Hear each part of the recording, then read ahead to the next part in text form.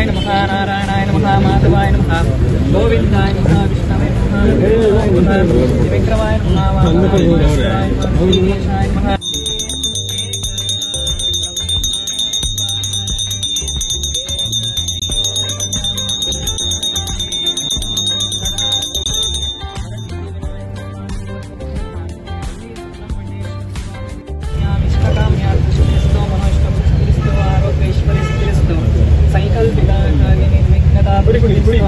ಸಮಸ್ತ ದೋಷ ಪೀಡಾ ಪರಿಹಾರಸ್ತು.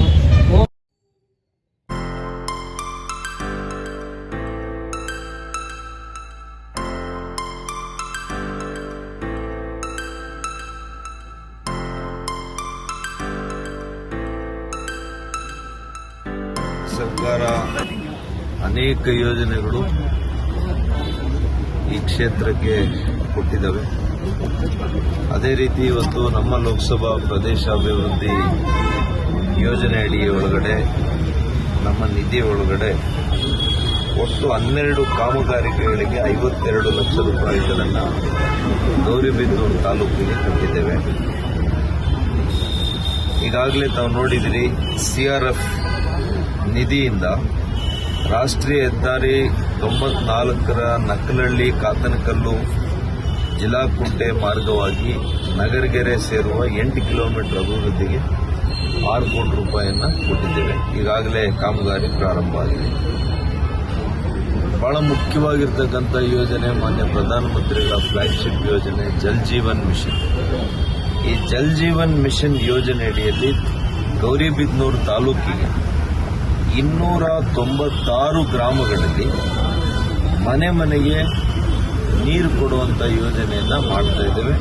ಇದು ಒಟ್ಟು 102 ಕೋಟಿ ರೂಪಾಯಿಗಳನ್ನು ಇವತ್ತು ಗೌರಿಬಿದನೂರು ತಾಲೂಕಿಗೆ ಮಾತ್ರ ಒದಗಿಸಿರುವಂಥ ಕೆಲಸ ಆಗಿದೆ.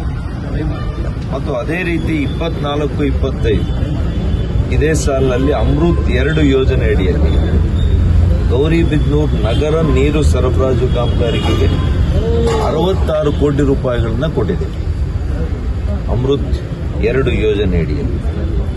ಮತ್ತು ತಮಗೆ ಈಗಾಗಲೇ ಗೊತ್ತಿದೆ, ರಾಷ್ಟ್ರೀಯ ಹೆದ್ದಾರಿ 69 ಮಧುಗಿರಿಯಿಂದ ಹಿಡಿದು ಮುಳಬಾಗಲ್ ವಯ ಮಂಚೇನಹಳ್ಳಿ ಗೌರಿಬಿದನೂರು ಚಿಕ್ಕಬಳ್ಳಾಪುರ ಕಾಮಗಾರಿ ಪ್ರಗತಿಯಲ್ಲಿದೆ.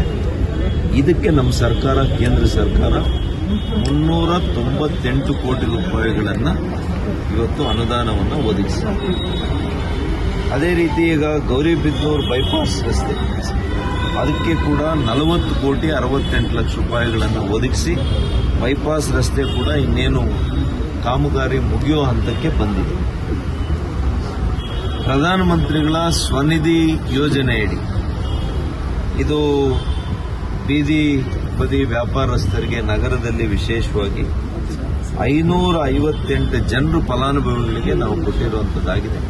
ಅದು 10,000, 20,000 ಅಪ್ ಟು 50,000, 1 ಲಕ್ಷದವರೆಗೂ ಕೂಡ ಕೊಟ್ಟಿರುವಂಥ ಇದು ಯೋಜನೆ, ಪ್ರಧಾನಮಂತ್ರಿಗಳ ಸ್ವನಿಧಿ ಯೋಜನೆ.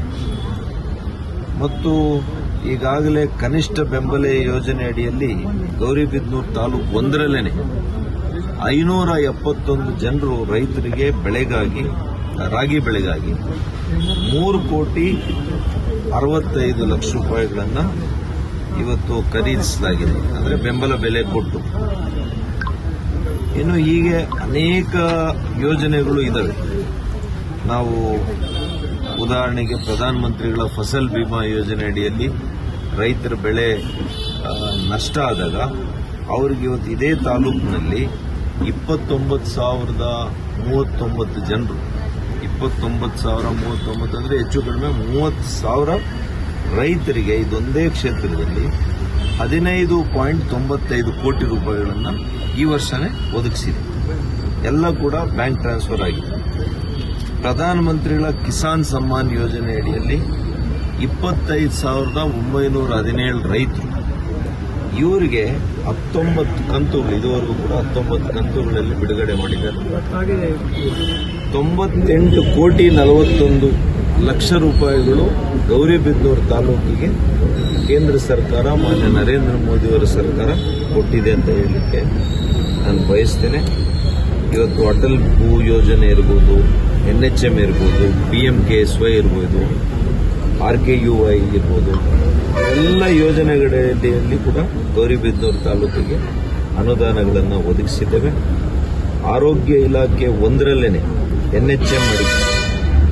NHM ಅಡಿಯಲ್ಲಿ ಚಿಕ್ಕಬಳ್ಳಾಪುರ ಜಿಲ್ಲೆಗೆ 39 ಕೋಟಿ ರೂಪಾಯಿಗಳನ್ನು ಒದಗಿಸಿದ್ದೇವೆ. ಪ್ರಧಾನಮಂತ್ರಿಗಳ ವಿಶ್ವಕರ್ಮ ಯೋಜನೆಯಲ್ಲಿ 3090 ಫಲಾನುಭವಿಗಳನ್ನು ಗುರುತಿಸಿ 23 ಕೋಟಿ ಮೊತ್ತದ ಸಾಲ ಕೂಡ ಮಂಜೂರು ಮಾಡಲಾಗಿದೆ. ಮತ್ತು ನರೇಗಾ ಯೋಜನೆ ಅಡಿಯಲ್ಲಿ ಗೌರಿಬಿದನೂರು ತಾಲೂಕಿನಲ್ಲಿ ಒಟ್ಟು 7,15,227 ಮಾನವ ಸಂಪನ್ಮೂಲ ದಿನಗಳನ್ನು ಸೃಜನೆ ಮಾಡಿ ಅದರದ್ದು ಸುಮಾರು 40 ಕೋಟಿ ರೂಪಾಯಿಗಳ ಅನುದಾನವನ್ನು ಕೂಡ ಬಿಡುಗಡೆ ಮಾಡಿದ್ದೀವಿ. ಅಂದರೆ 40 ಕೋಟಿ ರೂಪಾಯಿ ಕೆಲಸ ಗ್ರಾಮೀಣ ಅಭಿವೃದ್ಧಿ ಗೌರಿಬಿದನೂರಿನಲ್ಲಿ ನರೇಗಾ ಯೋಜನೆ ಅಡಿಯಲ್ಲಿ ಆಗಿದೆ ಅಂತ ಹೇಳಲಿಕ್ಕೆ ಬಯಸ್ತೇನೆ. ಮತ್ತು ಇನ್ನೂ ಅನೇಕ ಕಾರ್ಯಕ್ರಮಗಳನ್ನು ರಾಷ್ಟ್ರೀಯ ಹೆದ್ದಾರಿ ಇರ್ಬೋದು, ರೈಲ್ವೆ ನಿಲ್ದಾಣ ಇರ್ಬೋದು, ರೈಲ್ವೆ ಸೇತುವೆಗಳಿರ್ಬೋದು, ಹೀಗೆ ಅನೇಕ ವಿಷಯಗಳನ್ನು ಮುಂದಿನ ದಿನಗಳಲ್ಲಿ ಕೈಗೆತ್ತಿಕೊಳ್ಳುವಂಥದ್ದು, ಶುದ್ಧ ಕುಡಿಯುವ ನೀರನ್ನ ಒದಗಿಸಲಿಕ್ಕೆ ಎಲ್ಲ ಪ್ರಯತ್ನಗಳನ್ನು ಕೂಡ ನಮ್ಮ ಸರ್ಕಾರ ಮಾಡುತ್ತೆ. ಮತ್ತು ಬಡವರಿಗೆ ಮನೆಗಳನ್ನು ಕಟ್ಟಿಸಿಕೊಡುವಂಥದ್ದು, ಪ್ರಧಾನಮಂತ್ರಿಗಳು ಬಡವರಿಗೆ, ಕಡು ಬಡವರಿಗೆ ಆದಷ್ಟು ಬೇಗ ಶೀಘ್ರದಲ್ಲಿ ಅವರಿಗೆ ಮನೆಗಳನ್ನು ಕಟ್ಟಿಸಿಕೊಡ್ಬೇಕು ಅಂತೇಳಿ ಪ್ರಧಾನಮಂತ್ರಿಗಳ ಆವಾಸ್ ಯೋಜನೆ ಏನಿದೆ ಅದರಲ್ಲಿ ರಾಜ್ಯ ಸರ್ಕಾರದಲ್ಲಿ ಏನಾಗಿದೆ, ಮಂದಗತಿಯಲ್ಲಿ ಸಾಗ್ತಾ ಇದೆ. ಅದಕ್ಕೆ ಹೆಚ್ಚಿನ ಗಮನ ಕೊಟ್ಟಿಲ್ಲ ರಾಜ್ಯ ಸರ್ಕಾರ. ಇವತ್ತು ಮನೆಗಳು ಕಳೆದ 2 ವರ್ಷದಿಂದ ಇವನ್ನ ಕೇಳಿ ರಾಜ್ಯ ಸರ್ಕಾರದವ್ರನ್ನ ಎಷ್ಟು ಮನೆ ಕಟ್ಟಿಸ್ಕೊಟ್ಟಿದ್ದಾರೆ ಬಡವರಿಗೆ ಅಂದರೆ 0, ದೊಡ್ಡ 0. ಪರಿಶಿಷ್ಟ ಜಾತಿಯವರಿಗಿಲ್ಲ, ಪರಿಶಿಷ್ಟ ವರ್ಗದವ್ರಿಗಿಲ್ಲ, ಹಿಂದುಳಿದವ್ರಿಗಿಲ್ಲ, ಬಡವರಿಗಿಲ್ಲ, ಕೂಲಿ ಕಾರ್ಮಿಕರಿಗಿಲ್ಲ. ಹೀಗೆ ಮನೆಗಳನ್ನೇ ಇದುವರೆಗೂ ಕೂಡ ಕಟ್ಟಿಸಲಿಕ್ಕೆ ಆಗಲಿಲ್ಲ ಈ ರಾಜ್ಯ ಸರ್ಕಾರ. ಹಾಗಾಗಿ ಇದಕ್ಕೆ ನಾವು ಹೆಚ್ಚಿನ ಒತ್ತನ್ನು ಕೊಡ್ತೇವೆ, ಆಗ್ರಹ ಮಾಡ್ತೇವೆ. ಪ್ರಧಾನಮಂತ್ರಿ ವೈದ್ಯಕೀಯ ಕಾಲೇಜ್ ಆಗಿ 2 ವರ್ಷ ಆಯಿತು, ಆದರೆ ಆಸ್ಪತ್ರೆ ಇನ್ನೂ ಕೂಡ ಸೇವೆಗೆ ಮುಕ್ತ ಆಗಲೇ ಇಲ್ಲ. ಯಾಕೆ ಅಂದರೆ ಈ ರಾಜ್ಯ ಸರ್ಕಾರದ ಪರಿಸ್ಥಿತಿ ಈ ರೀತಿಯಲ್ಲಿದೆ, ಅವ್ರ ನೀತಿ ಇದೆ. ಅವರೇನಿದ್ರು ಕೂಡ ಹೊಸ ಯೋಜನೆಗಳು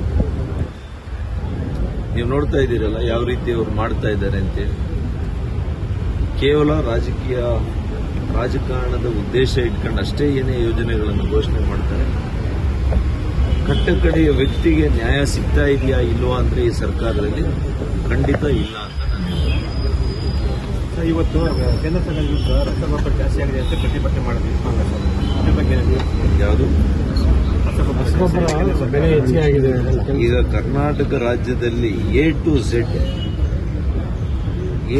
Z ಬಸ್ ಚಾರ್ಜ್ ಇರ್ಬೋದು, ಇವತ್ತು ನೀರಿನ ದರ ಇರ್ಬೋದು, ಕರೆಂಟ್ ದರ ಇರ್ಬೋದು, ಚಾಪಾ ಕಾಗದಗಳು, ರಿಜಿಸ್ಟ್ರೇಷನ್, ಹಾಲು ದರ ಎಸ್ಸಲಿ 10 ಸಲಿ. ಇದಕ್ಕೆ ಉತ್ತರ ಕೊಡ್ರಪ್ಪ. ಫಸ್ಟು ರಸಗೊಬ್ಬರ ಜಾಸ್ತಿ ಆಗಿರೋದಕ್ಕೆ